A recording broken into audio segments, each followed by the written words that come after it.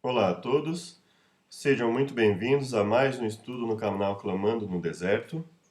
Você também pode nos acompanhar através do WhatsApp, Telegram e do site clamandonodeserto.com.br. O estudo de hoje vai ser sobre a lição 8 da lição da Escola Sabatina. Gostaria de te convidar para mais uma oração. Deixa eu só conferir aqui se está tudo ok. Sim. Então vamos orar para começar mais um estudo. Muito obrigado, Senhor, por mais uma vez termos a chance de falar e bendizer o Teu nome. Venha nos dar sabedoria ao abrir a Tua palavra e explaná-la e entendê-la. Que possamos entendê-la da melhor forma possível, nós imploramos em nome de Jesus. Amém. Então a lição 8 é Escolham a vida. Não é? A lição passada nós falamos sobre lei e graça, com uma grande ênfase na questão da lei, inclusive o esclarecimento do que seria a graça. Né? A graça teria começado no momento em que o primeiro casal pecou, Adão e Eva, e a partir daí eles ficaram em débito em virtude da transgressão, da oposição ao que Deus estabeleceu. Hoje então nós temos o tema Escolham, pois, a vida, o verso para memorizar. A lição é do dia 13 ao dia 19 de novembro. O verso para memorizar é: Hoje tomo o céu e a terra por testemunha contra vocês, que lhes propus a vida e a morte, a bênção e a maldição. E aí Deus diz: Escolham, pois, a vida para que vivam, vocês e os seus descendentes. O que Deus tinha dado para eles ali, quando ele fala a vida e a morte, a bênção e a maldição? Ele havia dado os mandamentos, estatutos, e ele diz o seguinte: os juízos, né, que ele fala. Então ele havia dado um conjunto de normas para o povo de Israel, que já existiam, e ele havia dado ali por escrito, e ali ele diz o seguinte, ele fala, olha, isso é a diferença entre a vida e a morte, ou seja, a obediência resultaria vida e bênção. A desobediência resultaria em maldição, morte. E aí Deus diz, escolham a vida para que vivam vocês e seus descendentes. Isso, aliado ao fato de que ele diz que tomou o céu e a terra por testemunha contra eles, quando nós lemos o contexto, nós percebemos o quê? Que Deus havia dito o quê para o seu povo? Olha, vocês são um povo obstinado, eu estou permitindo que vocês vão por causa da maldade dos outros povos, que ainda é maior que a de vocês. Esses povos me causaram enfado. Não quando nós lemos, principalmente o Gênesis ali e no decorrer da Bíblia, nós percebemos que não era a vontade de Deus que nenhuma das pessoas, nenhuma pessoa do nosso mundo viesse a transgredir a sua palavra. Ele deu oportunidade para os antigos lá na época de Noé. Ele deu oportunidade para outros povos em vários momentos. Ele deu oportunidade, inclusive, por exemplo, quando nós lemos a história de Jonas, nós vemos que Deus enviava pessoas para pregar para outros povos também, mas muitas vezes eles não aceitavam. E ele fala, olha, o céu e a terra é testemunha por quê? Porque em todo momento, em toda a história, desde quando eu libertei vocês lá do Egito, vocês mesmos têm percebido o quanto né, Deus trabalhou, né, eles tinham percebido ali o quanto Deus tinha trabalhado, os milagres de Deus, as providências, a liberdade, que é o principal ponto que eles não valorizavam, né, que eles deveriam valorizar, a liberdade. Então, aí Deus diz, olha, eu estou dando mandamentos que basicamente dizem o quê? Para vocês adorarem apenas a mim, não terem outros deuses e não caírem no erro de cair na sensualidade desenfreada, de assassinar os próprios filhos para outros deuses. Que vocês tenham um dia em que vocês vão se dedicar às atividades espirituais, vocês vão cessar as atividades seculares e vão se dedicar às atividades espirituais, vocês vão honrar pai e mãe, não apenas pai e mãe, mas honrar, respeitar todas as pessoas, não vão assassinar, não vão adulterar, não vão furtar, não vão mentir, não vão cobiçar o que é alheio. Então Deus, não vão fazer mexericos, não vão seguir a multidão para fazer o erro, ou seja, não vão ter um comportamento de manada que assim viu que as pessoas estão indo para um caminho, se sentirem inseguro e segui-las para ser aceito socialmente. Não, vocês não vão agir assim. vocês vão ter integridade, vocês vão ter firmeza para não escolherem algo só porque as pessoas estão fazendo, mesmo aquilo sendo altamente prejudicial. Então vocês vão ser pessoas diferenciadas.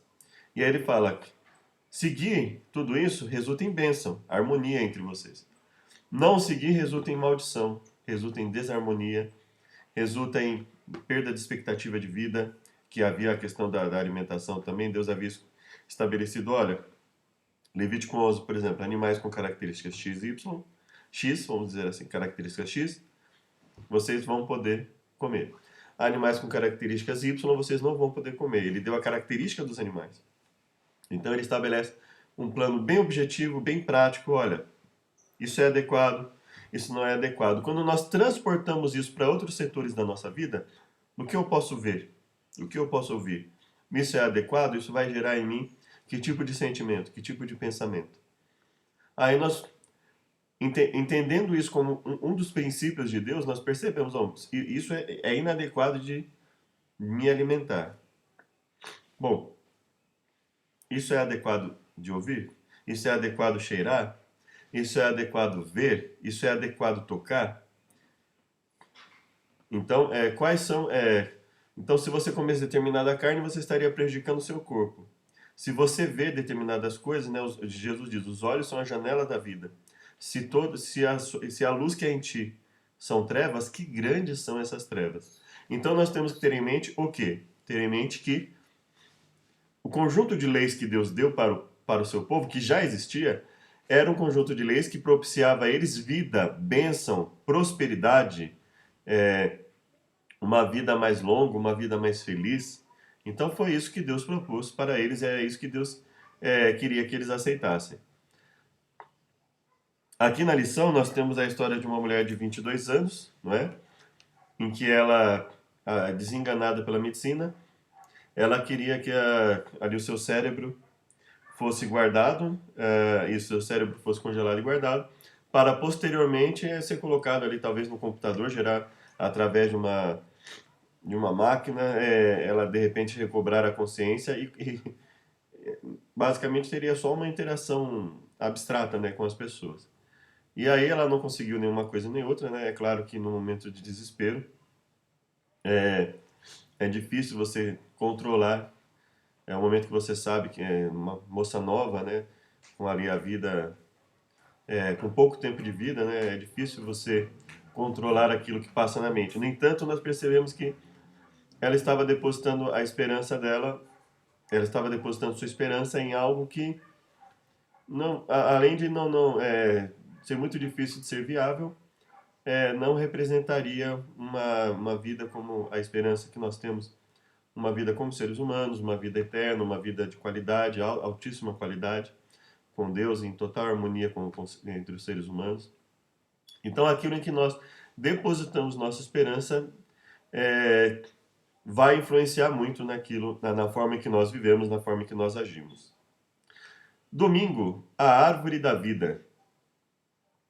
Não escolhemos vir à existência, mas podemos escolher o que fazer com ela. É o que basicamente a lição de domingo comenta, né? Nenhum de nós pediu para estar aqui, correto? Não escolhemos vir à existência, nem escolhemos onde e quando nasceríamos. E também não escolhemos essa existência especial. O que Deus nos oferece é a escolha de existir eternamente, ou seja, isso você pode escolher. Você pode optar por aceitar ou não, e aí, obviamente, viver de acordo com os padrões de Deus ou não viver. Então vamos lá responder a primeira pergunta da lição, né? Quais são as duas opções que Deus apresentou a Adão e a Eva, né, em relação à sua existência? A Bíblia diz que o Senhor fez brotar da terra toda árvore agradável à vista e boa para a comida.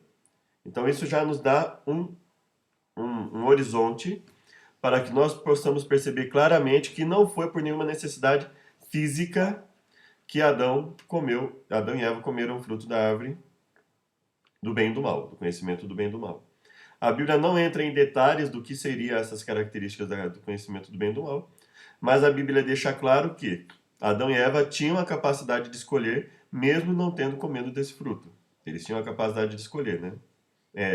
Entre, por exemplo, obedecer a Deus e desobedecer a Deus eles tinham inteligência suficiente. Então, essa árvore não daria para eles inteligência. Inteligência eles já tinham. Tanto que, já possuíam. Tanto que Adão deu nome aos animais e, obviamente, se ele deu nome, ele se lembraria do nome de todos os animais. Então, ele tinha uma capacidade muito grande. E Eva também, possivelmente, porque ela era semelhante a ele. E aí a Bíblia diz, Deus colocou no Éden para lavrar e guardar, disse, de toda árvore do jardim comerás livremente, mas da árvore do conhecimento do bem e do mal, dela não comerás, porque no dia em que dela comeres, certamente morrerás. Então fica claro aqui que a árvore do conhecimento do bem e do mal, ela não interferiria na capacidade de decisão do ser humano, não interferiria na capacidade de compreensão do certo e do errado. Ela possivelmente lançaria luz sobre, traria a ele talvez informações ou características distintas, mas não é por causa dela que o homem e a mulher deixariam de ter a capacidade de decidir entre o certo e o errado no momento em que Deus estabelecesse, olha, isso é o certo, isso é o errado, isso é o melhor para vocês, isso não é. Então, aí nós percebemos que eles comeram da árvore do bem e do mal e foram condenados por isso. Ou seja, eles comeram por quê? Eva, por uma ambição, né? A serpente foi lá, a enganou, e ela, por ambição, comeu. Adão, ele teve mais consideração por sua mulher, tanto que ele diz, a mulher que tu me deste me deu do fruto e eu comi. Ele deixa claro que ele não foi enganado. E ele colocou a esposa acima, à frente de Deus, na sua decisão. Apocalipse nos diz, ao que vencer, dar-lhe-ei a comer da árvore da vida que está no meio do paraíso de Deus. Então nós temos a promessa de voltar a comer o fruto da árvore da vida, ou seja, a nossa imortalidade nesse momento, ela vai ser da mesma forma que era para Adão e Eva. Ou seja, condicionada a comer do fruto da árvore da vida. Ellen White, O Grande Conflito, páginas 532 e 533, nos diz o seguinte: no meio do Éden crescia a árvore da vida, cujo fruto tinha o poder de perpetuar a vida. Se Adão e Eva tivessem permanecido obedientes a Deus, eles teriam continuado a desfrutar livre acesso àquela árvore e teriam vivido para sempre. Isso fica evidente quando a Bíblia fala: agora que o homem é como um de nós, né, aqui abaixo da fala, né, para que não estenda a sua mão e tome também da árvore da vida e come e vive eternamente. Então, ou seja, era condicionada a sua vida, a vida eterna de Adão e Eva, era condicionada a comer da árvore, do fruto da árvore da vida. Quando pecaram, foram destituídos da participação na árvore da vida, tornando sujeitos à morte. Eles se tornaram, então, mortais a partir daquele momento. A sentença divina, tu és pó e ao pó tornarás, indica completa extinção de vida. Ou seja, Deus evidentemente havia colocado para que eles fossem o quê? Tivessem ali o período de vida, enquanto o seu corpo suportasse, e depois eles viriam a falecer. Né? Isso fica evidente na Bíblia. E quando nós lemos o contexto bíblico posterior, nós percebemos que Deus estabeleceu um plano que nós entendemos como o plano da redenção, um plano de resgate da humanidade, através de um processo, né, bastante complexo, em que o ser humano, didaticamente, através do sacrifício dos animais, entenderia a consequência do pecado trazendo a morte, né? Ele vivenciando a morte através do sacrifício, ele, e não sendo criado para a morte, ele viria a ter uma conscientização. Não, eu vou evitar isso, eu não quero a morte, eu não quero ver a morte, eu não quero ver que os seres sofrem por minha causa.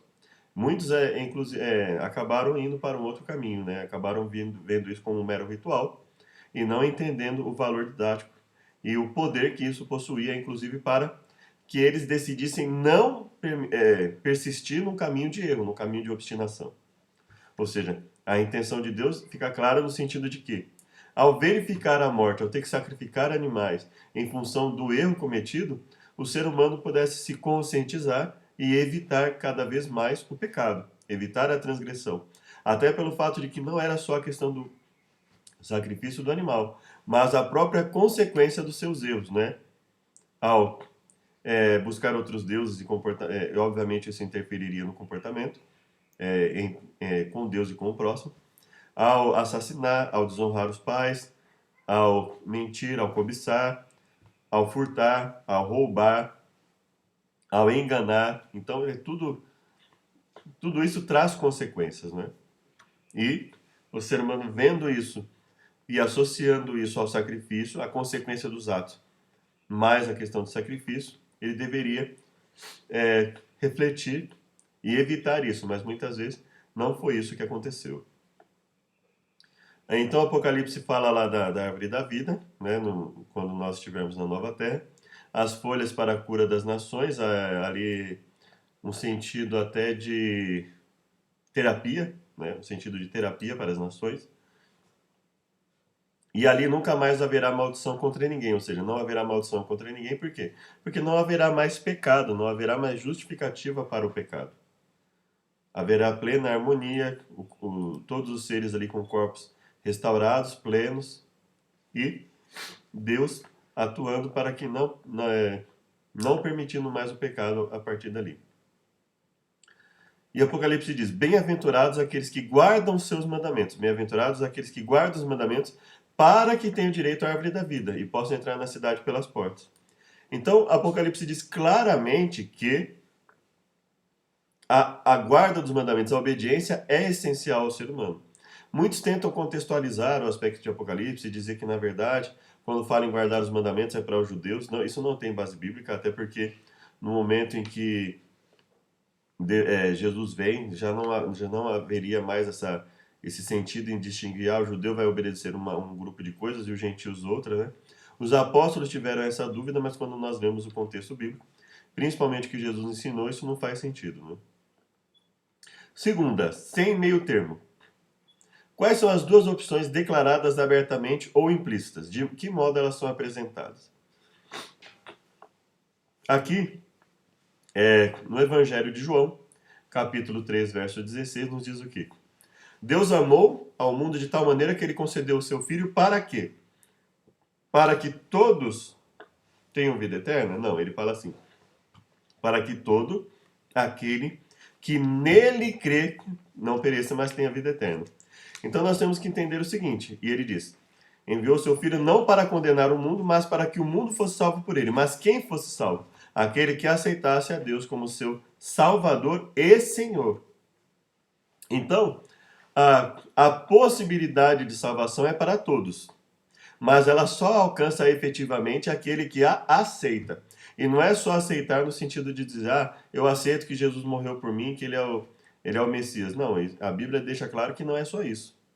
A aceitação consiste em arrependimento e confissão dos pecados, ou seja, se entregar a Deus e dizer, Deus, transforme a minha vida. Essa é a verdadeira fé, é a fé que produz obras. É entender que Deus veio nos salvar, e ele veio nos salvar justamente, não só da condenação do pecado, mas ele veio nos salvar da prática obstinada e costumeira do pecado.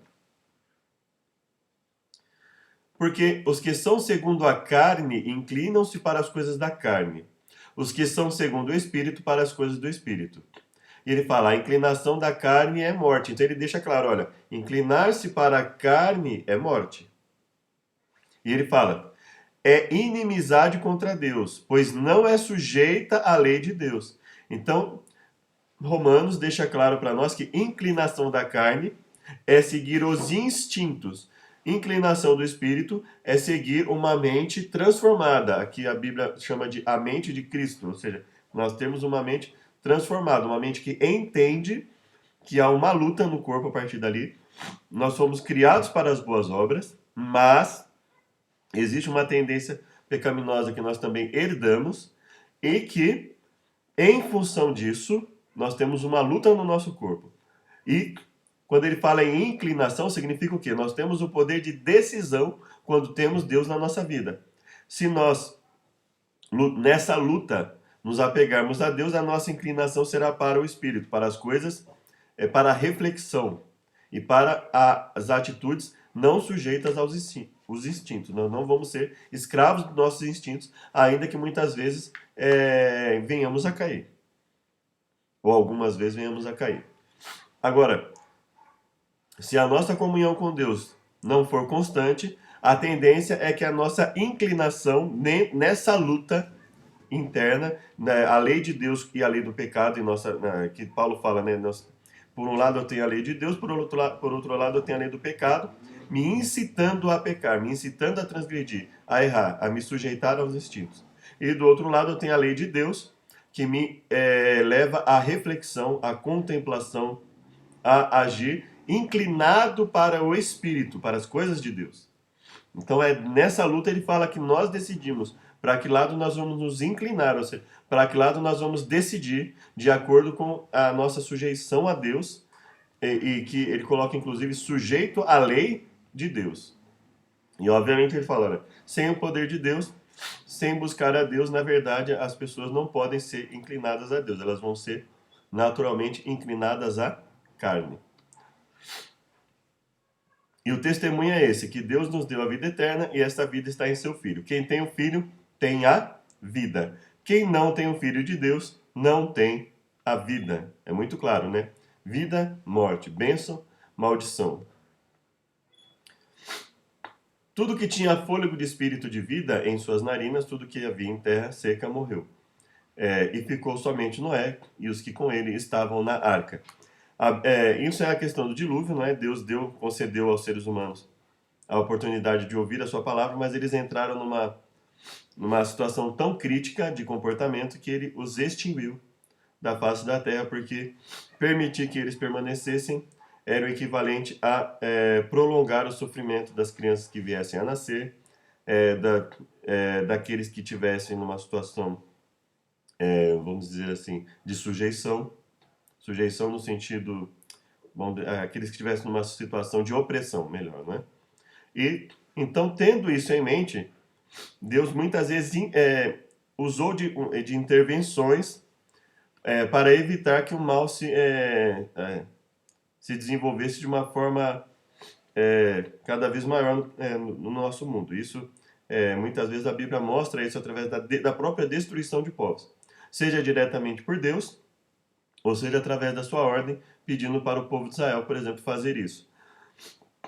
O que fica claro para nós é que existem coisas além da nossa compreensão que mostram que a desobediência ela pode chegar a uma situação tal que se torne insustentável manter a vida dessas pessoas obstinadas no planeta.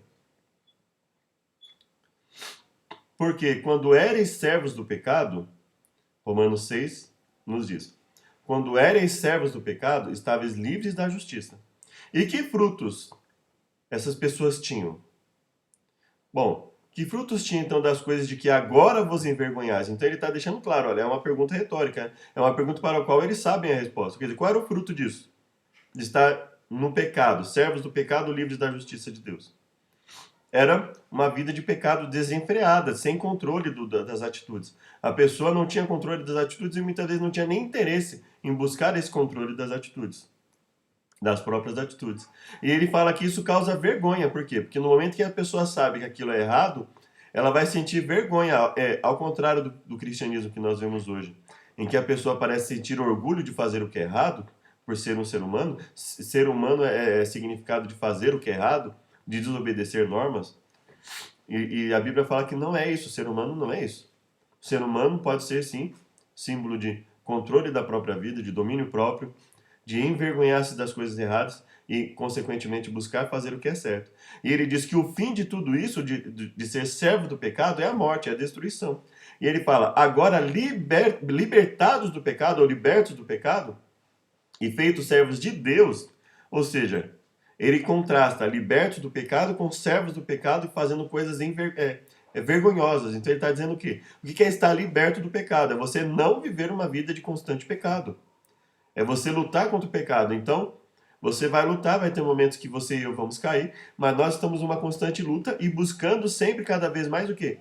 Inclinar-nos para o Espírito, inclinar-nos para o domínio próprio, que traz o que para nós? Uma vida mais saudável, uma vida mais próspera, uma vida mais consciente, em que não somos manipulados apenas pela atitude da maioria, nós vamos sempre refletir sobre aquilo que fazemos, e assim sucessivamente. A Bíblia, ela nos propõe uma vida de autocontrole. Mas agora, e sendo um bom testemunho para as pessoas, então é uma vida em que você vai influenciar para o bem as pessoas. Mas agora, libertados do pecado e feitos servos de Deus, tendes o vosso fruto para a santificação e por fim a vida eterna. Então ele faz um claro contraste, olha, obediência à lei de Deus é vida, é santificação, são atitudes que nós temos, quando nós pensamos que o pecado são coisas vergonhosas, o oposto disso é o quê? São coisas que nós podemos nos sentir felizes, que nós vamos fazer questão de que as pessoas é, tenham boas influências através das nossas atitudes. Isso é a santificação e a vida eterna. E ele fala, o salário do pecado é a morte, o dom gratuito de Deus é a vida eterna. E em consequência, como resultado desse dom gratuito, Deus exige de nós a obediência. Ele fala, olha, não tem por que você dizer que com o meu poder na sua vida, você não tem condição de lutar contra o pecado e se tornar cada vez menos dependente dele.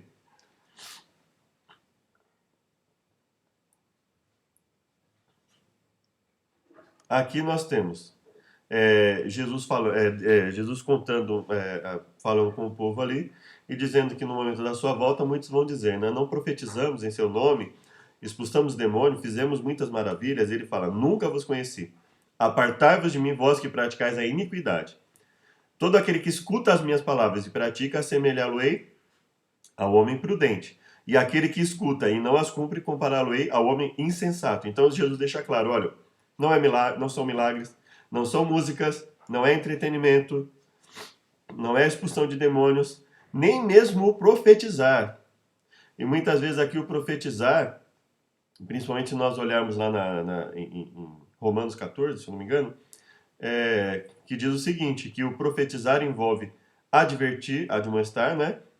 Aconselhar, edificar. Ou seja, não envolve apenas o prever o futuro, mas o auxiliar as pessoas. Então ele fala, mesmo aqueles que agiram assim, agiram no sentido de auxiliar as pessoas, mas não buscaram uma mudança efetiva na sua vida. E obviamente isso interfere no que a pessoa vai advertir. Se nós temos uma noção equivocada, deturpada do que é o certo e do que é errado, nossas advertências, se é que vão existir, nossos conselhos, nossa busca de edificação nossa e das pessoas, ela não será de acordo com a vontade de Deus, fatalmente será um fracasso, ainda que diante das pessoas tenha a aparência de sucesso. Diante de Deus, a Bíblia deixa claro que isso é um tremendo fracasso e, como resultado, a condenação. Então veja que é muito sério, o nosso comportamento é muito sério, apesar disso muitas vezes as pessoas hoje estarem muito focadas no aspecto abstrato. Não, vamos falar de doutrina, disso, daquilo, mas e o comportamento? Como isso interfere no comportamento? O nosso comportamento é muito importante. A Bíblia constantemente ela faz questão de focar no nosso comportamento para que nós reflitamos, tenhamos um comportamento cada vez mais coerente com aquilo que nós acreditamos. Só que, para acreditar, nós precisamos estudar, né? Estudar a Bíblia, para saber o que ela fala a respeito do que é certo, o que é errado, do que pode, o que não pode, quais são os princípios que nos ajudam a entender, diante das coisas que existem atualmente, como nós vamos decidir. E a vós que sois atribulados, descanso conosco, quando se manifestar o Senhor Jesus, desde o céu com os anjos do seu poder. Então veja, existe tribulação para nós aqui nesse mundo, e ele fala que Deus promete o descanso para nós. E aí ele fala o seguinte, Jesus como labareda de fogo com os seus anjos, tomando vingança dos que não conhecem a Deus e dos que não obedecem ao evangelho de nosso Senhor. Então veja que não é simplesmente dizer assim, não conhece, está salvo. Não conhece, não conhece, Deus vai considerar o comportamento dessa pessoa à luz do que ele recebeu, né? E aqueles que conhecendo não obedecem ao evangelho, ou seja, o que é não obedecer ao evangelho? Mas não é só acreditar? Não, não é só acreditar. A Bíblia deixa claro então que não é só acreditar que Jesus é o Messias. O próprio Tiago fala, até os demônios creem e estremecem. Então não é só acreditar que Jesus é o Salvador. Nós precisamos nos entregar a Deus, nos arrepender e nos converter. Essa sempre foi a ênfase bíblica, né? Se nós olharmos desde o Gênesis ao Apocalipse, o arrependimento e a conversão, confissão dos pecados, sempre foram a ênfase bíblica, ou seja, nós temos que estar dispostos a nos entregar a Deus e vivermos conforme a vontade dele. E ele fala claramente, tomando vingança, ou seja, obviamente ele está falando em destruição, os quais por castigo padecerão eterna perdição, longe da face do Senhor e da glória do seu poder. Ou seja, eles vão ser destruídos para sempre, não vão ter uma nova chance e a partir daí Deus não vai mais admitir o pecado. Né? Ele vai transformar a nossa vida, nosso corpo, e não vai mais admitir o pecado. Então nós vemos que a Bíblia é muito clara, ou é vida ou é morte, ou é bênção ou é maldição, ou é obediência, ou é desobediência obstinada, ou é a luta para obedecer, e aí a desobediência ela vai vir pontualmente, episodicamente, porque nós vamos estar lutando contra o pecado, né? Nós vamos estar em um processo de luta contra o pecado, ou uma vida obstinada em que nós decidimos o que é a vontade de Deus, e muitas vezes as pessoas fazem isso, né? Elas usam até essa ideia de Deus me ama, então eu não preciso me preocupar com isso. Então, ela é o que ela acha que Deus quer, e não aquilo que Deus efetivamente quer através da sua palavra. Né? E nós temos duas opções. Ou nós negamos a eficácia da Bíblia e dizemos, não acredito. Ou acreditamos e buscamos seguir o que ela diz. Não adianta fazer um meio termo. Eu acredito, mas assim, eu não preciso ler porque assim, Deus me ama, então o que eu fizer tá bom. Aí não é a Bíblia que está decidindo, é a pessoa que está decidindo. Né? Pergunta da lição 3. Morte eterna ou sofrimento eterno? Isso é um estudo bem amplo, né? Mas basicamente o que a Bíblia fala é a respeito de uma morte eterna e não de um sofrimento eterno. Não é ficar para sempre sofrendo. É o quê? É você ser o ímpio ser destruído. A Bíblia muitas vezes ela fala sobre destruição, ela fala como o pó, vai se tornar como o pó, ou seja, aniquilação. Né? As pessoas, ou seja, via de regra, o que a Bíblia fala a respeito dos ímpios é a aniquilação, ainda que uma outra parte possa ali dar aparentemente a entender que em relação a situações específicas e seres específicos, não todos os seres, que possa haver algo diferente. Mas dificilmente alguém vai ler na Bíblia e encontrar algo diferente da aniquilação àqueles que estão numa vida de pecado. Agora, sendo um ou sendo outro, né? Aí nós só temos duas opções. Ou aceitamos a Deus e somos salvos, ou não aceitamos e estamos entre os perdidos. Terça, vida e bem, morte e mal, bênção e maldição.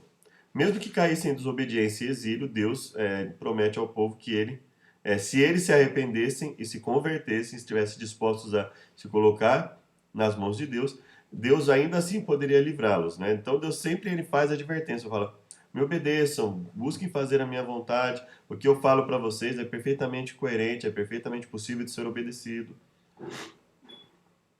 Ele fala, não está encoberto, o mandamento que hoje eu ordeno vocês não está encoberto e tampouco está longe de ti. Ou seja, ele está falando que está perto, está no coração de vocês, é algo acessível para ser obedecido.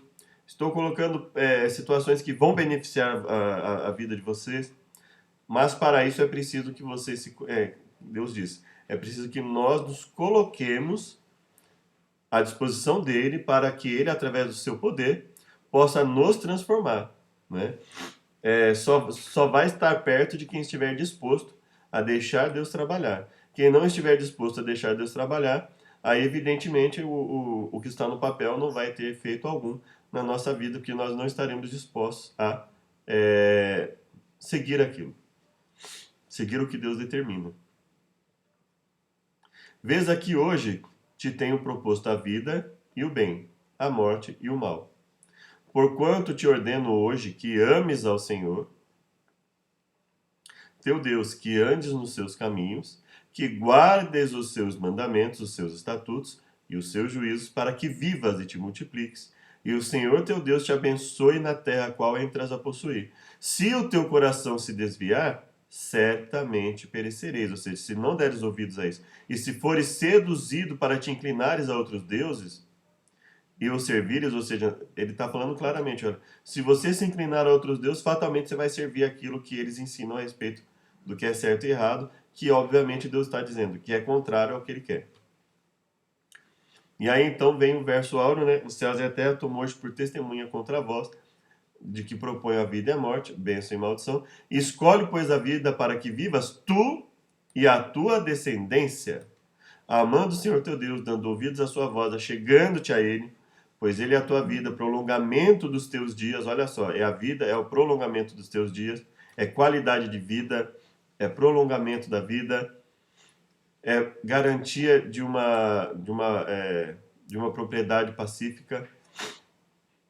Então é isso que Deus promete. Ele fala, olha, achegando-te a Ele, um relacionamento constante com Deus. E não no sentido vago e abstrato que muitas pessoas colocam. Relacionamento com Deus é o quê? É obediência. É ler o que Ele fala, obedecer o que Ele fala, sentir o resultado disso na vida e se tornar cada vez mais grato a Deus ao perceber que efetivamente o que Ele fala, quando se cumpre na nossa vida, nos transforma sempre para melhor. O livre-arbítrio não é uma opção para fazer o que quiser sem arcar com as consequências. Acho que todos nós sabemos disso, né?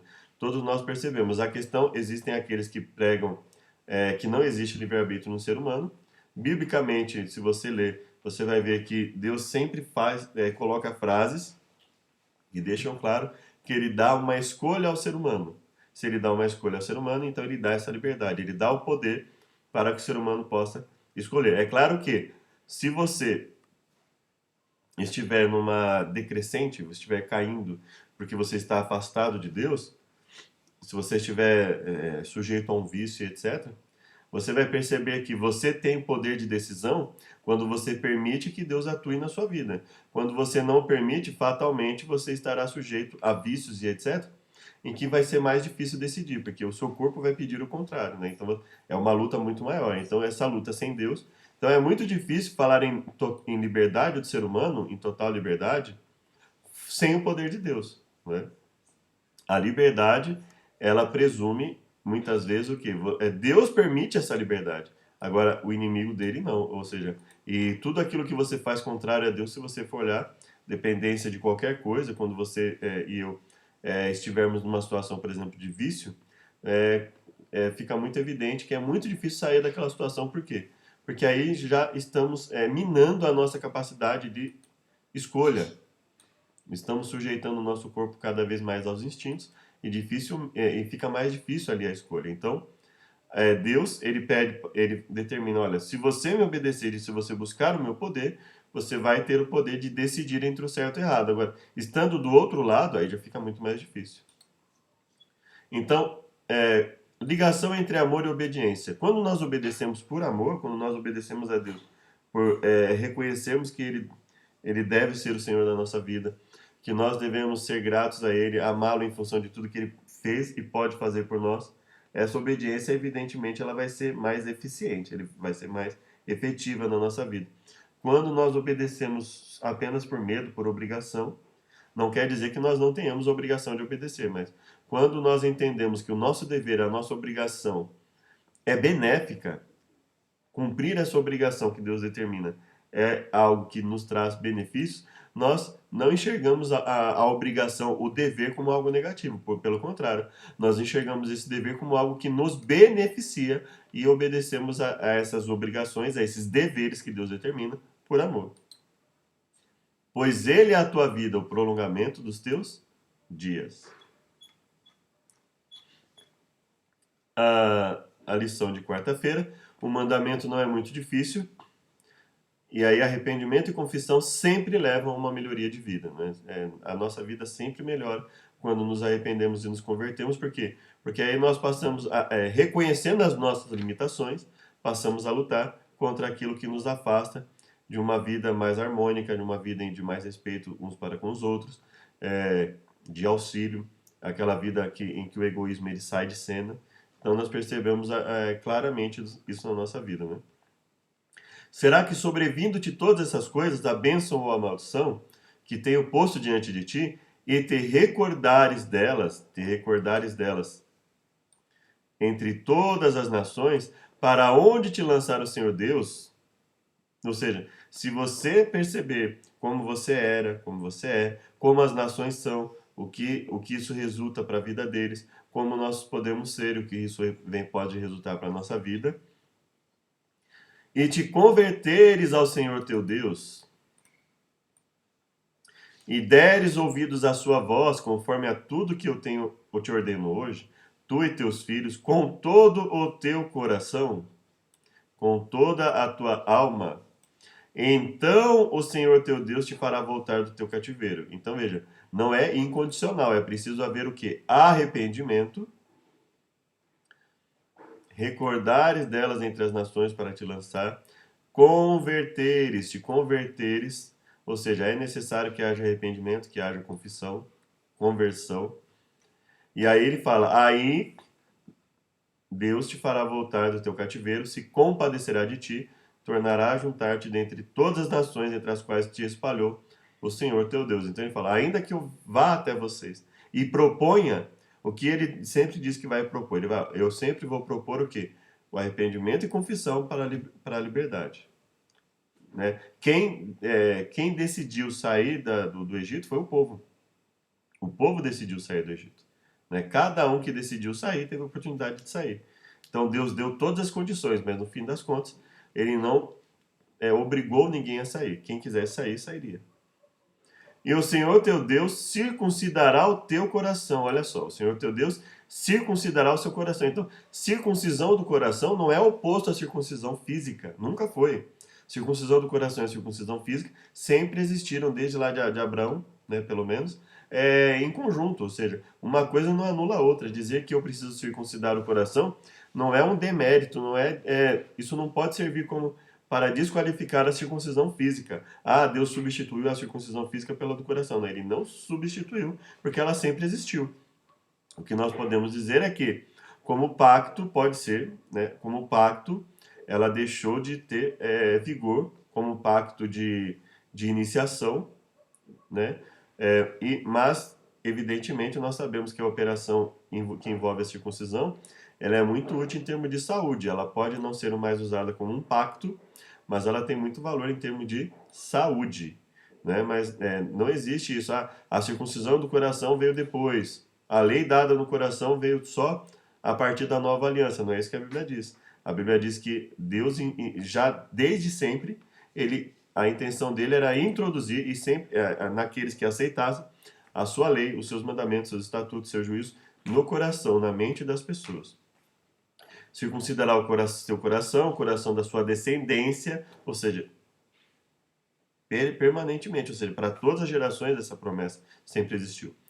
E isso significa o quê? Circuncidar o coração. Amar o Senhor Deus de todo o coração, de toda a alma, para que haja vida, para que vivas. Então a Bíblia associa a circuncisão do coração a amar a Deus de todo o coração, de toda a alma, e isso está associado ao quê? À obediência, a uma busca cada vez maior de obediência.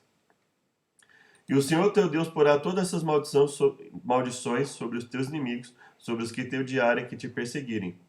Converter-te-ás, pois, e darás ouvidos à voz do Senhor. E ele fala que isso envolve o quê? Converter-se e dar ouvidos à voz de Deus. Ele fala que isso equivale a cumprir todos os mandamentos que são ordenados. Se ele fala que a conversão ela promove o cumprimento de todos os mandamentos, é porque isso é possível. Ele não está dando uma lei impossível de ser seguida. Pelo contrário, ele está falando, essa lei é possível, ela é acessível, e se vocês falarem dela quando acordarem, quando dormirem, quando estiverem no caminho, colocarem nos umbrais das portas, ou seja, se vocês colocarem os mandamentos, estatutos, juízos de Deus, de modo que vocês sempre estejam visualizando esses mandamentos e vivenciando através da prática, isso vai ficar no coração, na mente de vocês, vai ficar ali, preso ali, na mente de vocês, e nós, no caso, vamos conseguir obedecer, porque Deus está garantindo isso. Ele diz que dá o poder, e ele diz que os mandamentos eles são acessíveis a todos nós. Quando deres ouvidos à voz do Senhor teu Deus, guardando seus mandamentos e estatutos escritos nesse livro da lei, quando te converteres ao Senhor teu Deus com todo o teu coração. Então ele fala o quê? O que é converter? O que é se converter? É dar ouvidos à voz de Deus, guardar os seus mandamentos e estatutos escritos no livro da lei. Ele fala, isso é conversão.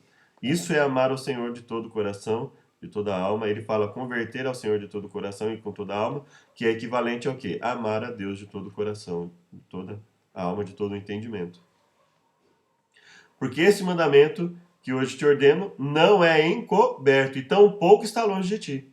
Não está nos céus para que digas, quem subirá por nós e vai trazê-lo? Não, ele fala, nem tampouco está além do mar, não. Dizendo, quem passará lá para que possamos ter acesso a isso? Ele fala, porque esta palavra está muito perto de ti.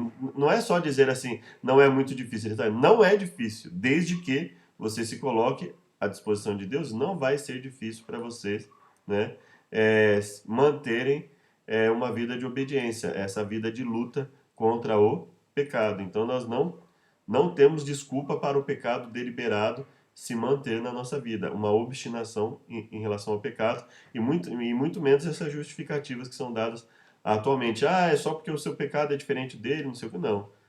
A diferença é o quê? Um está obstinado em fazer o que é errado e justificar os erros, enquanto o outro está disposto a reconhecer que o que faz é errado e que precisa lutar contra aquilo e alertar outros para que também lutem contra aquilo. Todas as ordens de Deus, todas as suas ordens são promessas habilitadoras. Então, porque Deus habilita o ser humano a obedecer às suas ordens. Ele sempre deixou isso claro. Após esses versos, o povo foi instruído a escolher vida ou morte, bênção e maldição. Se pela graça e pela fé escolhesse a vida, ele a teria. Seria diferente hoje? Ou seja, seria diferente quando Deus diz a você que é possível você obedecer. Principalmente agora que Jesus morreu e o Deus é o mesmo Deus, ontem, hoje, para todo sempre. Será que é impossível obedecer? Será que é impossível uma vida de luta contra o pecado? É óbvio que não. O que não é aceito e nunca foi aceito por Deus é uma vida de obstinação, em que a pessoa ela não só se opõe à vontade de Deus, mas incentiva outros a fazerem o que é errado. E quando nós usamos a Bíblia, nós temos que ter muito cuidado, principalmente aquele que usa a Bíblia para dizer à pessoa que não faz diferença para Deus se ela obedece ou não obedece, o que ela assiste ou deixa de assistir, o que ela ouve ou deixa de ouvir, o que ela veste ou deixa de vestir, porque muitas vezes isso não está baseado nos princípios bíblicos, mas de uma deturpação de achar que o que não está escrito ali expresso na Bíblia, que não haja princípios que podem governar e que devem governar a nossa vida nesses aspectos. Adoração ao único Deus, lição de quinta, uma questão de adoração. Adoração ao único Deus aliada a uma obediência diferenciada. Esse é o segredo do progresso espiritual e físico do povo de Deus. Ou seja, tendo apenas um Deus e consequentemente, uma só lei, um conjunto de regras único, e não uma variedade, esse Deus quer isso, esse Deus quer aquilo, outro Deus não. Fala, padrão, uma padronização na obediência, na definição do certo e errado, e uma obediência diferenciada. Deus fala, olha, é perfeitamente possível obedecer. E os mandamentos, eles são acessíveis para a obediência, então não tem desculpa. E por isso que ele fala, olha, hoje eu escolho o céu e a terra como testemunhas contra vós. Vocês são um povo obstinado, eu estou dando a lei é possível de ser obedecida. E vocês ainda assim se mantêm obstinados. Olha, cuidado, porque isso vai trazer consequências. Como trouxe, o povo viu destruição, morte, né? Muitos foram destruídos ali num só dia, né? Mais de 2 dezenas de pessoas destruídas num só dia por rebelião. Então, Deus deu várias advertências, mostrou a consequência dos erros, não só ele mesmo agindo diretamente, como as pessoas vendo o resultado da desobediência na vida delas, como elas se tornavam, né? Se tornavam como animais, como seres irracionais, animais irracionais. Que não levante leia Deuteronômio 4:19, 8:19 e 11:16 e 30:17. Qual a advertência comum nesses versos? E por que é essencial para a nação de Israel e para nós, né? Que não levante os teus olhos aos céus e veja o sol, a lua, as estrelas, todo o exército dos céus, e sejas impelidos a se inclinar perante eles e servi-los. Isso acontece hoje ainda? Acontece. As pessoas servem os astros? Servem. As pessoas se voltam para a astrologia? Se voltam. As pessoas acreditam que o fato delas terem nascido em tal e tal mês, isso interfere no próprio caráter e comportamento delas para a vida inteira? Acreditam. Elas dão muito mais valor a essas coisas do que ao próprio Deus? Muitas vezes sim. Elas idolatram pessoas? Sim, acham natural que pessoas que fazem entretenimento ganhem milhões, enquanto as pessoas que efetivamente trabalham para trazer eficácia ali para o povo, para trazer coisas mais efetivas, mais duradouras, ganham uma mixaria. Então, assim, a idolatria existe, sempre existiu, né? Ela só tomou, talvez, uma forma mais sofisticada hoje em dia, mas ela sempre existiu. Então, a advertência é: cuidado com o que você aprecia, cuidado com o que você contempla, cuidado com o que a sua inclinação. A sua inclinação é para a carne, é para a idolatria, é para servir seres imperfeitos que pregam teorias que não trazem benefício algum para o ser humano. O que nós servimos? O que nós seguimos? Será, porém, que se de qualquer modo te esqueceres do Senhor teu Deus e servires a outros deuses, olha só, a questão da idolatria. Quem você serve? Quem é o padrão da sua vida? Quem você ouve quando você vai tomar as decisões? E te inclinares perante eles, hoje eu testifico que certamente perecereis. E as pessoas estão perecendo, sim, a nossa educação está perecendo, nossos conceitos de certo e errado estão perecendo, a nossa música pereceu, a nosso entretenimento ele tem sido destrutivo muitas vezes, os nossos conceitos do que é bom e do que é ruim têm perecido, a nossa noção de sucesso, né? Sucesso é aquele que ganha muito dinheiro, aquele que faz fama, não importa como ele tenha agido. Isso são todos conceitos altamente destrutivos para a nossa sociedade. Guardai-vos que o vosso coração não se engane e vos desvieis, e sirvais a outros deuses. Então fica claro aqui para nós o que? Quando nós substituímos a palavra de Deus, substituímos a adoração a Deus sobre todas as coisas, colocamos algo ali, seja para rivalizar com Deus ou sob o pretexto de servir a Deus, deixamos de lado a sua palavra. Eu sirvo a Deus, mas eu sirvo, basicamente como se fosse isso, mas sirvo conforme o que eu acho que é melhor. Então nós estamos tirando Deus da situação e nos colocando como deuses, colocando outros como deuses na nossa vida. E ele fala claramente: isso vai levar ao perecimento. Vocês vão perecer. A vida de vocês não vai ter nada de que vocês possam se orgulhar na maioria das vezes. Ponde, pois, essas minhas palavras no vosso coração e na vossa alma. Atai-as por sinal na vossa mão. Ponde no coração e na alma. Veja só, introduzir a lei no coração sempre existiu, não é característica apenas da nova ou renovada aliança. Atai-as por sinal na nossa mão. Olha, coração, alma, mão, marca na mão, sinal na mente, para que te sejam por frontais entre os vossos olhos.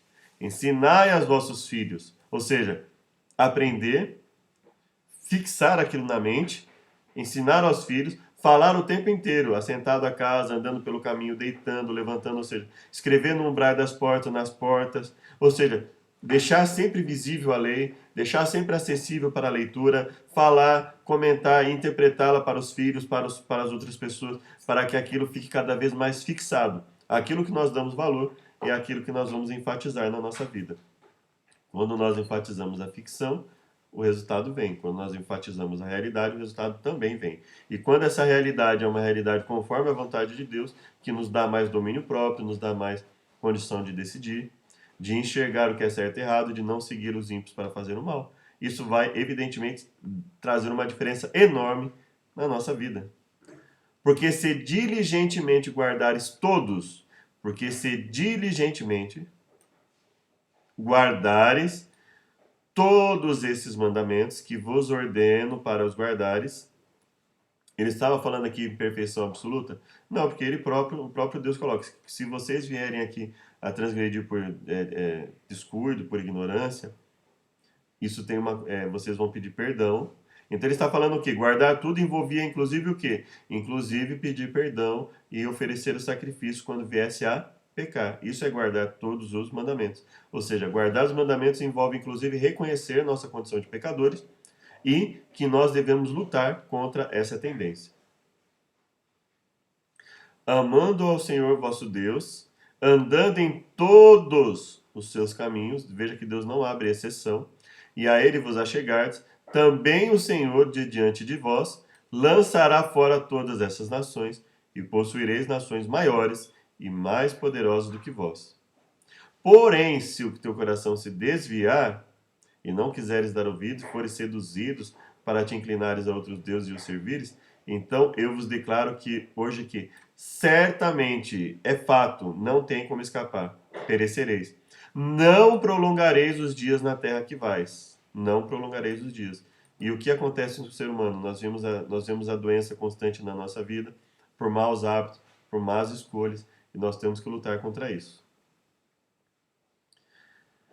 Leia Apocalipse 13, de 1 a 15 e concentre-se na questão de como a adoração é apresentada. Em seguida, compare esses versos com Apocalipse 14, 6 a 12. O que acontece em Apocalipse que reflete a advertência dada em Deuteronômio?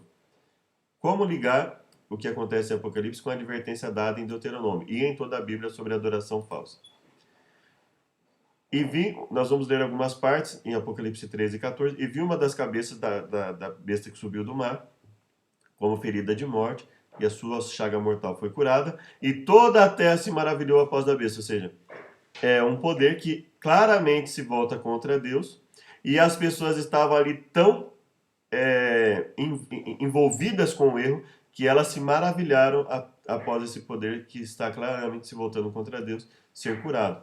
E adoraram o dragão que deu à besta o seu poder, e adoraram também a besta. Ou seja, a adoração do ser humano, ela está totalmente, nesse momento aqui da fala, a maioria está com a adoração corrompida, noção corrompida de certo e errado. Muitas vezes querem, olha, eu quero seguir meu instinto mesmo, não estou nem aí, eu quero viver uma vida de bagunça. Então esse é o tipo de pessoa que está sendo retratada aqui. Foi-lhe dado uma boca para essa besta que subiu do mar, para proferir grandes coisas e blasfêmias, e poder para agir. E ela blasfemou contra Deus. E é muita blasfêmia, olha só. Blasfêmias contra Deus, seu nome, seu tabernáculo, os que habitam no céu. Então ele está dizendo, muita ofensa, tanto em palavras, mas também em atos. Fazer guerra contra os santos e vencê-los, ou seja, é a imposição de ideias, né? A imposição de ideias, a imposição de um contexto que, olha, se você obedece a Deus, você vai ser perseguido, você vai ser maltratado, você vai ter a sua reputação prejudicada, né? E você pode até ser destruído, né, em função disso. E nós vemos isso cada vez mais na nossa vida, né? O cristão cada vez mais impedido de seguir a sua fé, de manifestar a sua fé, sem ser acusado por um conjunto aí de leis que impõem que você tenha que aceitar toda e qualquer coisa, mesmo que você discorde daquilo. E fala o seguinte, enganos que habitam na terra com sinais que foi permitido. Então ele fala do engano, ou seja, levar falácias, levar mentiras às pessoas para que elas aceitem o certo como errado e o errado como certo. E muitos aceitando conscientemente, sabendo disso, né? Achando melhor uma vida breve e totalmente ligada aos instintos do que uma vida mais reflexiva e mais coerente e que pela reflexão, pela contemplação, aceite inclusive a esperança de uma vida eterna com Deus, seguindo as suas determinações. E ela fala, fizesse com que fossem mortos todos que não adorassem a imagem da besta. Então nós vemos uma imposição cada vez maior para seguir algo contrário à vontade de Deus, que claramente vai trazer o quê? Perecimento para a sociedade, né? Maus pensamentos, deturpação de conceitos do que é certo, do que é errado, a família se deteriorando e, consequentemente, a sociedade se deteriorando, né? Essa aparente liberdade que se tornou libertinagem, trazendo consequências graves para o domínio próprio da sociedade, as pessoas que não aceitam ouvir nada, não aceitam refletir sobre nada, né? É o que ela quer e acabou. E aí, Apocalipse 14 vem lançar o oposto, temei a Deus, dai-lhe glória, porque vinda é a hora do seu juízo. Olha, Deus vai julgar, assim como ele já tem julgado. Adorai a Deus, né? Caiu a Babilônia, que deu a beber do vinho da ira da sua fornicação, ou seja, aquela que contaminou as pessoas para que elas se opusessem a tudo que é de acordo com a vontade de Deus, e inclusive perseguindo aqueles que se opusessem, né? Aqueles que falassem para viessem a dizer assim, olha, isso é errado, isso é destrutivo para a sociedade. Então eles vêm e perseguem essas pessoas, inclusive. E ele fala, se alguém adorar a besta, a sua imagem, ou receber o sinal na testa, na mão, o tal beberá do vinho da ira de Deus. Lembra quando Deus diz colocar a sua lei na mão, no coração, né? Falar, colocar nas portas, colocar em todo lugar. Então essas pessoas, eles fazem o quê? Eles fazem o oposto. Tudo que é contrário a Deus, eles divulgam, eles enfatizam, eles tentam fazer com que isso fique efetivo na mente das pessoas através da mídia, através do cinema, através das novelas, dos filmes, dos pensadores que têm surgido cada vez mais, se opondo a Deus, ridicularizando a crença em Deus. E o que eles têm muitas vezes a oferecer? Nada, um vácuo tremendo na vida, uma falsa intelectualidade em que as pessoas aceitam mais porque aquela pessoa é colocada num pedestal intelectual do que efetivamente porque ela tenha algo objetivo a trazer, né, a demonstrar em termos de melhora de vida. E aí a Bíblia fala, essas pessoas que estão seguindo dessa forma, né, elas também vão ser penalizadas e aqueles que foram responsáveis por isso também beberão do vinho da ira de Deus. Vão ter como consequência. Deus vai visitar todos esses erros em algum momento. Ele vai trazer as consequências para essas pessoas. Aqui está a paciência dos santos, os que guardam os mandamentos de Deus e a fé em Jesus. Então a Bíblia o tempo inteiro ela fala a importância da obediência, a importância da conscientização, a importância de se opor ao que é errado, a importância de ter uma voz objetiva, clara, nítida para que as pessoas entendam o que é certo e o que é errado, né? O que eu posso tomar, o que eu posso vestir, o que eu posso cheirar, o que eu posso ver, o que eu posso ouvir, o que eu posso fazer, posso tocar, como agir diante de situações práticas da vida. Então nós temos que ter isso em mente. Para isso nós precisamos ter uma noção clara do que Deus quer. Ele fala, olha, ou é vida ou é morte, ou é bênção ou é maldição. Ou aquilo que você come vai te trazer uma melhora de vida, ou vai te trazer um prejuízo, uma qualidade de vida ruim, uma diminuição da expectativa de vida, um menor poder de decisão, de domínio próprio do corpo em virtude do que está fazendo, do que está vendo, do que está vestindo. Então, o que nós estamos alimentando?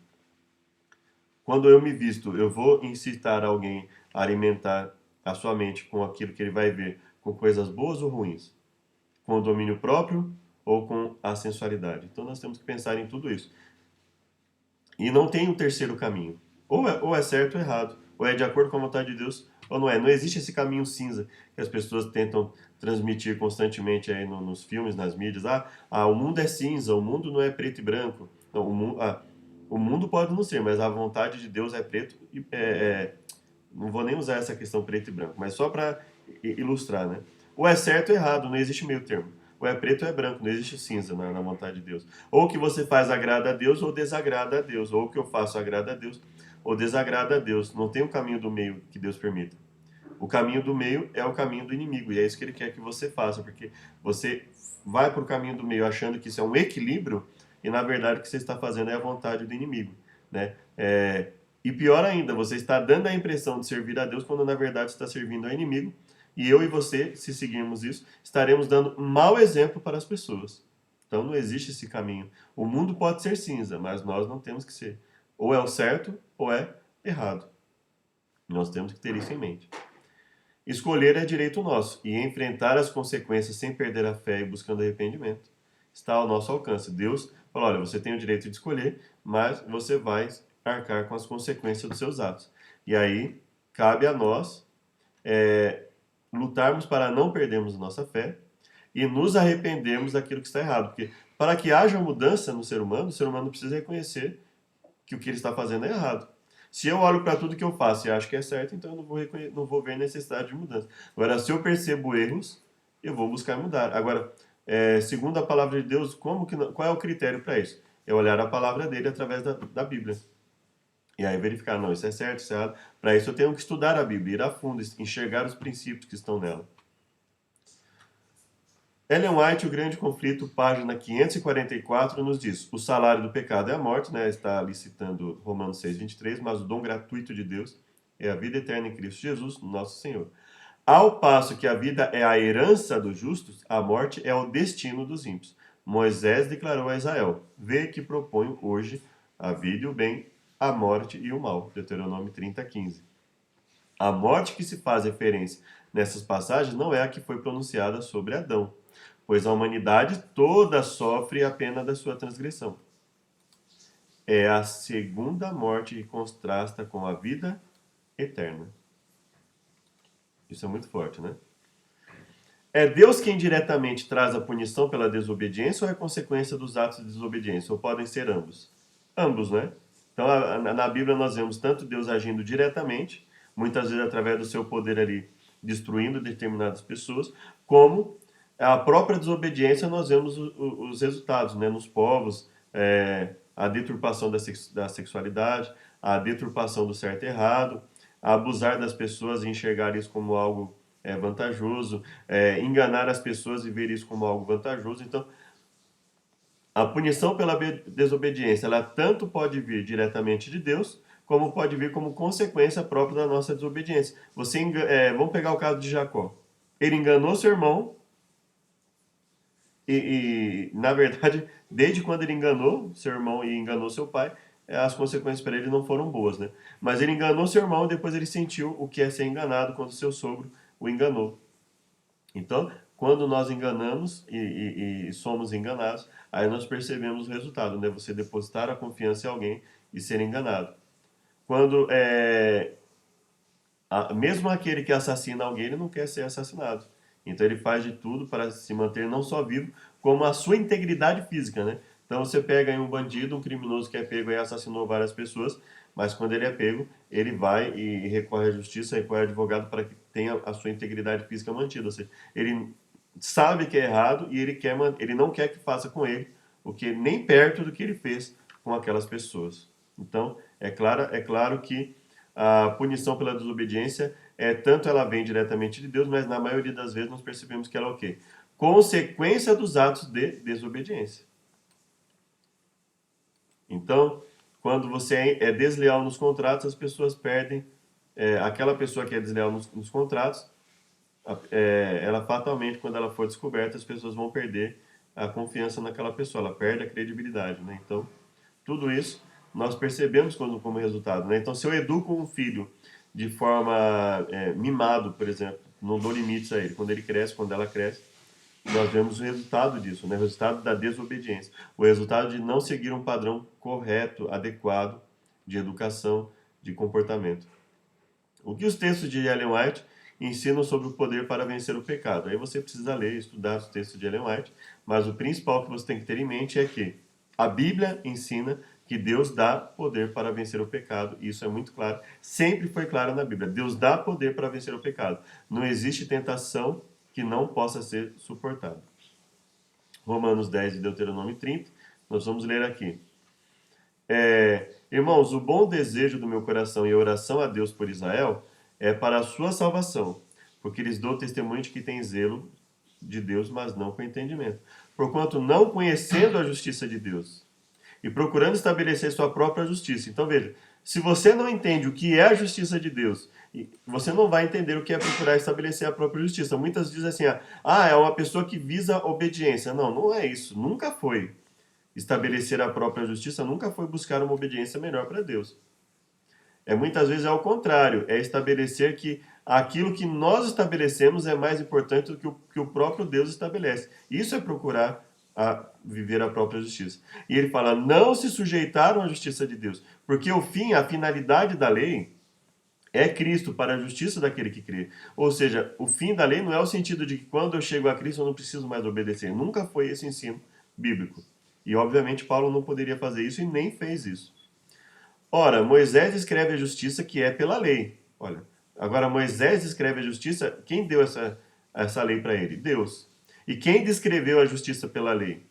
O próprio Deus. Moisés foi apenas o seu instrumento. O homem que fizer essas coisas viverá por ela. Mas a justiça que é pela fé diz, não digas quem subirá ao céu, quem descerá ao abismo.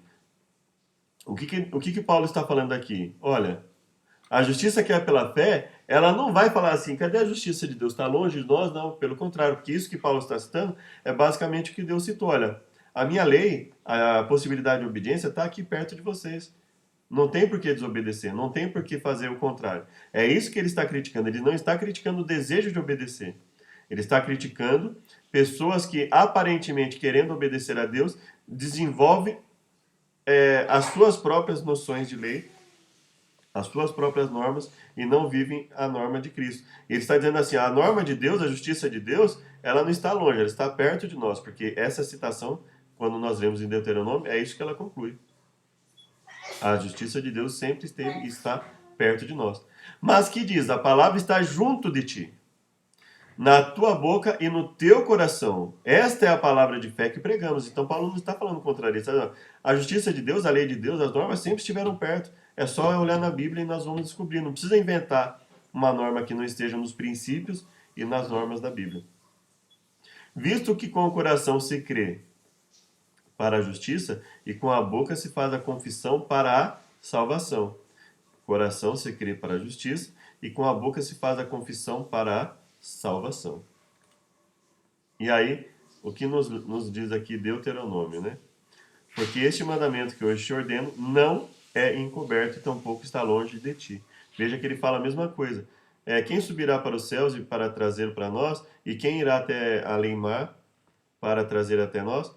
A palavra está muito perto de ti, na tua boca, no teu coração, para cumprires. E Paulo cita exatamente isso, ou seja, fica bem claro que Paulo não está indo contra a lei de Deus. O que ele está dizendo, a questão de seguir a própria justiça, não é uma pessoa que busca obedecer a Deus cada vez mais em tudo que Deus fala. Em tudo que Deus fala, inclui os detalhes. Senão Deus não falaria para obedecer em tudo. Então, o que Paulo está dizendo é aquele que substitui o que está na palavra de Deus e estabelece um critério próprio, com normas próprias. É isso que Paulo está falando. A cultura e a sociedade ao seu redor têm opiniões que levam à adoração falsa? Com certeza. Né? A própria noção de que cada sociedade vai poder definir o que acha melhor fazer, independente da gravidade disso para as pessoas, independente do prejuízo para as pessoas, né? Essa imprecisão, não digo nem relatividade, porque relativo é o quê? Por exemplo, Deus coloca algumas coisas relativas na Bíblia em que aspecto? Olha, se a pessoa desobedeceu por um descuido é uma coisa, se a pessoa desobedeceu por obstinação é outra coisa. O que as pessoas elas seguem é a teoria da imprecisão. Quanto mais impreciso for, mais os que determinam o significado das coisas podem determinar aquilo conforme a vontade deles. Quanto mais preciso for a fala, quanto mais preciso for o pensamento, mais difícil é que haja arbitrariedade no pensamento. Quanto mais impreciso ele for, mais a pessoa interpreta a seu bel prazer. E aí nós temos aí a ditadura do pensamento através da teoria da imprecisão, ou seja, o que é isso aqui? De acordo com o que a pessoa quiser que seja. É isso que acontece muitas vezes na interpretação de textos. E se nós não tivermos cuidado, isso vai cada vez mais dominar a nossa vida e nós vamos ficar à mercê do que um ou outro, uma ou outra autoridade vier a determinar que nós venhamos a fazer. E não nos colocar à disposição da autoridade maior que é Deus. Então nós temos que tomar muito cuidado com aquilo que nós seguimos, com os motivos para seguirmos algo. E principalmente tomarmos cuidado com essa imprecisão, com essa coisa vaga que existe no pensamento das pessoas. O texto é propositadamente falso, vago, né? Termos vagos, textos vagos. Cada um interpreta como quiser. Então isso tem prejudicado bastante a nossa sociedade, com certeza. E obviamente isso leva a uma adoração falsa. Então nós temos que ter claro na nossa mente o que vamos seguir, por que vamos seguir. E o que Jesus falou, é sim, sim, se é não. O que passar disso é procedência maligna. Então, teoria da imprecisão no cristianismo não pode, nem na sociedade deveria existir isso. Né? Nós devemos buscar ser cada vez mais precisos e refletir cada vez mais para termos cada vez mais ideias, conceitos, comportamentos claros, precisos e objetivos na nossa vida. E não essa coisa de cada um segue o que acha melhor. Né? Isso que a Bíblia é claramente contra isso. Né? Cada um determinando o que quer fazer, não. A Bíblia fala, você tem a liberdade, mas você tem que ter a noção do que é certo e que é errado. E admitir, não, eu quero fazer isso, mas eu sei que é errado. Né? E não tentar colocar algo que é errado como se fosse certo. Que Deus nos abençoe a todos. Gostaria de convidar para mais uma oração para nós encerrarmos esse estudo de hoje. Obrigado, Deus, por mais uma chance que temos de aprender a Tua palavra. Nos dê sabedoria para entendê-la, vivê-la da melhor forma e pregar ao mundo também. Dê a Tua paz, o Teu perdão, principalmente sobre cada um de nós, a cada um de nós. Muito obrigado por nos perdoar por nossas falhas e pecados e nos dar a chance de nos arrepender e nos converter e mudar de vida e lutarmos contra o pecado e termos uma vida mais harmoniosa conosco mesmo, com a nossa família, com a nossa sociedade, no nosso trabalho, em nossa casa, na rua, e onde quer que estejamos. Em nome de Jesus, muito obrigado, esteja conosco. Amém. Bom dia, boa tarde, boa noite a cada um. Seja sempre bem-vindo, bem-vinda. Até o próximo estudo.